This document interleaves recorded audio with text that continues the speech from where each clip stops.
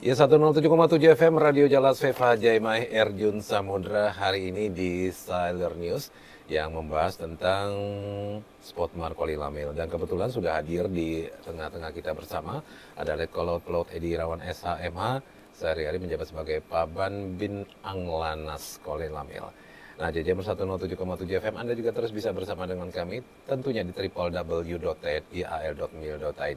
Atau juga setelah ini, bagi Anda yang tidak bisa mendengarkan siaran langsung melalui di Radio Jalas Veva Jaimahe, bisa langsung untuk menontonnya di YouTube kami, tentunya di JJM Radio, kemudian juga di Instagram kita di @jjmradio. Streaming tentunya juga di www.tnial.mil.id.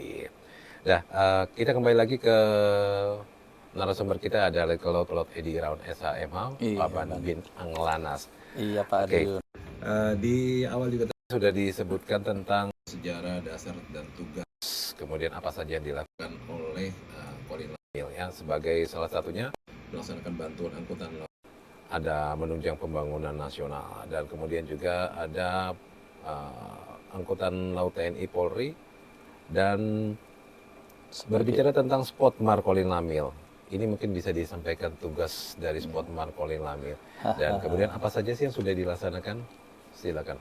Ya, terima kasih Bang Erjun dan para sahabat setia JJM di seluruh Nusantara.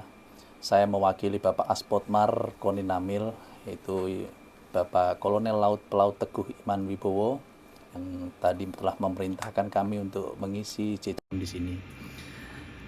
Kami akan jelaskan Bang Erjun bahwa Aspotmar Kolin Lamil atau Aspotmar Kolin Lamil berdasarkan Perkasal nomor 8 tahun 2002 tentang organisasi dan tugas Kolin Lamil.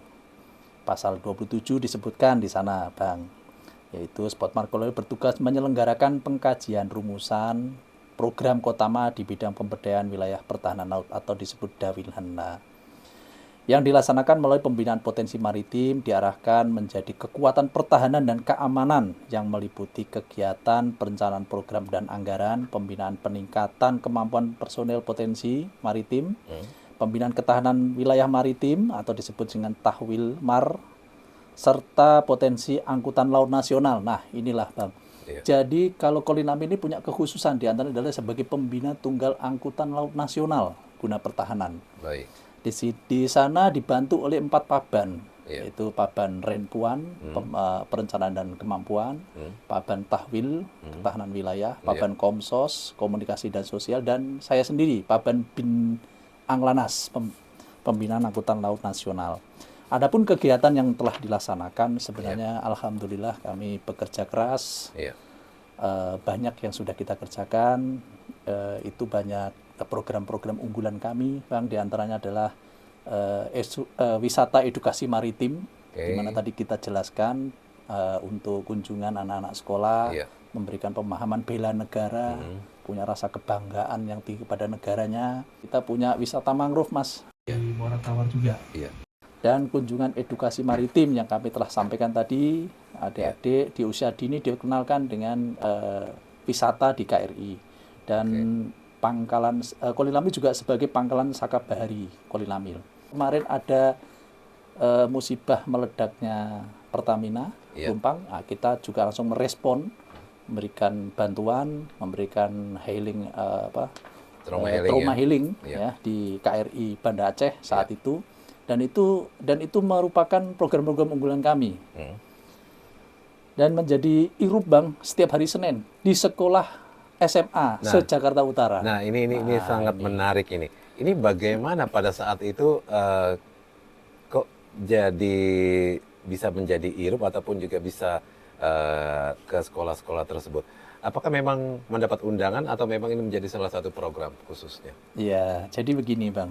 Jadi kebetulan kami dengan Pak Wali Kota Jakarta Utara berdiskusi, berbincang bahwa perlunya pembekalan kepada adik-adik SMA akan bahaya-bahaya narkoba, bahaya tawuran, dan bahaya-bahaya sekarang yang marak di anak-anak SMA. Sehingga kita masuk memberikan pembekalan dengan bentuk menjadi irup, inspektur upacara di setiap hari Senin di seluruh SMA wilayah Jakarta Utara. Jadi hanya untuk saat ini masih di wilayah Jakarta, Jakarta Utara, ya, Utara. sesuai dengan ruang lingkup Betul. kerjanya di Betul. Kolinamil. Oke. Betul. Terus selanjutnya kita juga punya Mas program diantara penanaman mangrove Iya. agar apa wisata mangrove. Terus Iya.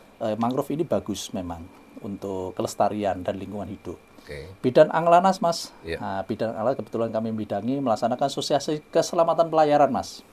Jadi kita kerjasama dengan contohnya KSOP memberikan sertifikat atau pelatihan kepada masyarakat SKK, BST. Sifat kita adalah mendukung, membantu Iya.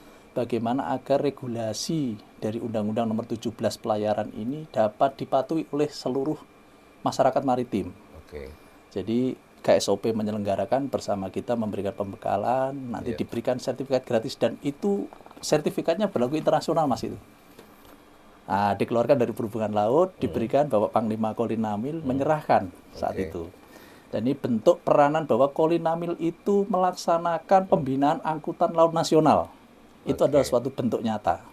Baik. Yang kedua, memberikan materi pertahanan negara kepada taruna atau pengawak kapal di lembaga pendidikan sekolah.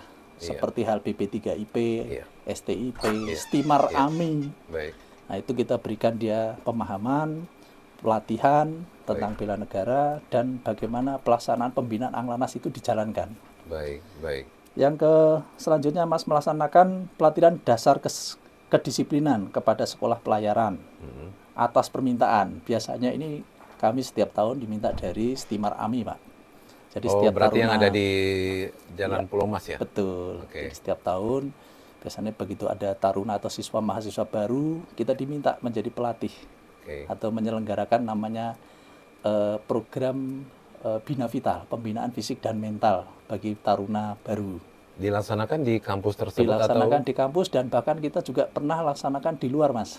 Oke. Di luar kampus sehingga biar suasananya itu lebih mengena dengan alam dan tentunya berorientasi matra laut karena beliau ini adik-adik ini nantinya jadi pelaut niaga. Nah, selanjutnya kita juga pelibatan unsur-unsur angkutan laut nasional dalam terlibat latihan-latihan di Kolinamil. Beberapa bulan yang lalu itu juga melibatkan kita 4 unsur kapal angkutan laut nasional. Satu dari unsur atau dari kapal Pelni, kapal penumpang. Yang kedua 2 unsur atau 2 kapal dari perusahaan PT Spil.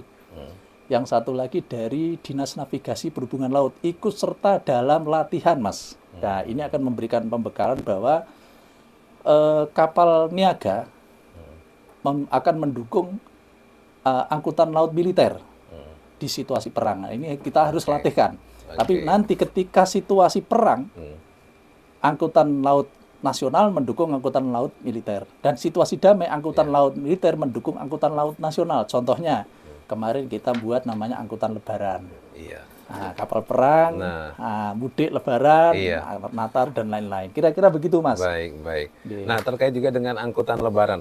Pada saat kemarin di 1444 Hijriah ini, kan sangat banyak sekali. Apalagi kami juga sempat melaksanakan wawancara jarak jauh bersama dengan salah satu pemudik yang ada di sana. Betul. Mereka sangat terbantu dan ini merupakan pengalaman yang luar biasa. Jadi pengalaman itu mereka sengaja ajak untuk kepada orang-orang yang belum pernah mencobanya untuk coba ikut dengan kapal perang. Nah, itu syarat-syaratnya apa saja, Bapak? Mungkin bisa sedikit saja. Tentunya di sana tidak terlalu rumit, Mas. Syaratnya hanya bawa KTP, bawa KK, sama motor, STNK motor. Itu saja saat itu. Jadi kalau tidak bawa motor, orang saja juga boleh. Orang saja boleh? Boleh. Oh, saya kira harus bawa motor atau kendaraan ya. Tapi orang saja juga boleh ya? Boleh. Nah, jadi kalau nanti mungkin di tahun depannya ada yang mau ikutan langsung untuk pulang kampung mudik bersama dengan Kolinamil menggunakan kapal perang ya pastinya ya. Oke. Tidak bawa motor, tapi bawa helmnya saja. Atau langsung saja ya. Oke, baik. Nah, pada waktu kemarin pelaksanaan, bagaimana menurut Bapak? Untuk prosedurnya dan juga pengalaman selama ini mengangkut para pemudik. Ya, terima kasih Pak Erjun, akan kami jelaskan dan para sahabat JJM setia di seluruh Nusantara. Jadi kami telah melaksanakan random bagaimana kesan dan pesan pemudik ini selama mengikuti pelayaran angkutan lebaran.